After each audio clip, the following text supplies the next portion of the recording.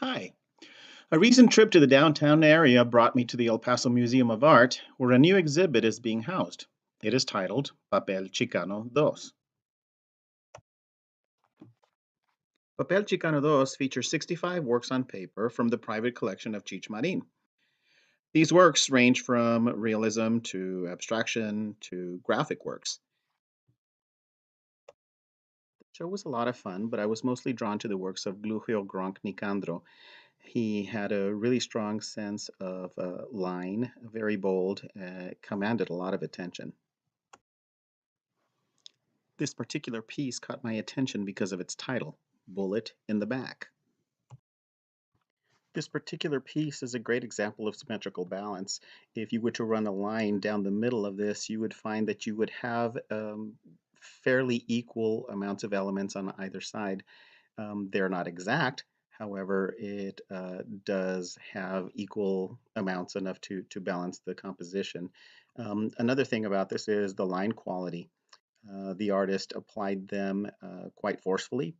Those are hard lines. There's nothing delicate about them. I would even maybe say that they were angry or childlike.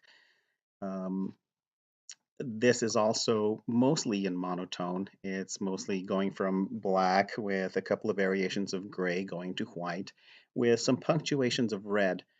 Um, However, those four abrupt grades of value don't really give us a sense of volume on anything.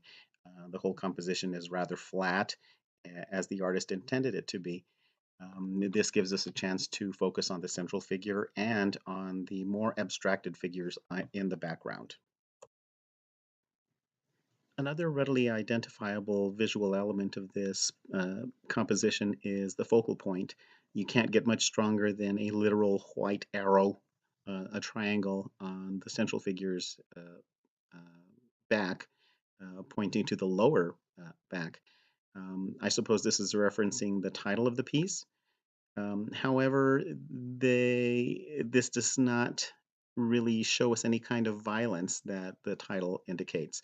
While there is red punctuated throughout the piece, it's not coming out of the character's lower back, which gives us a sense that maybe this is something that is going to happen or something that is part of a performance.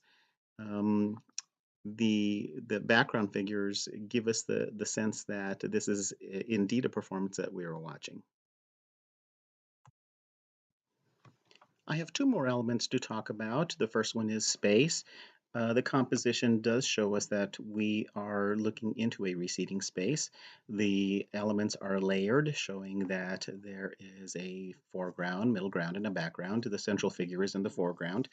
Um, Standing on that stage. And as things recede into the background, we see those elements in the back, those abstracted elements.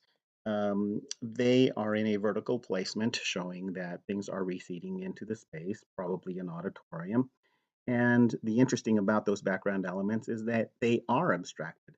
Some are recognizable as human features, but then they kind of fall apart into floating eyeballs and disembodied body parts, hands, and other things as well that are not quite as recognizable.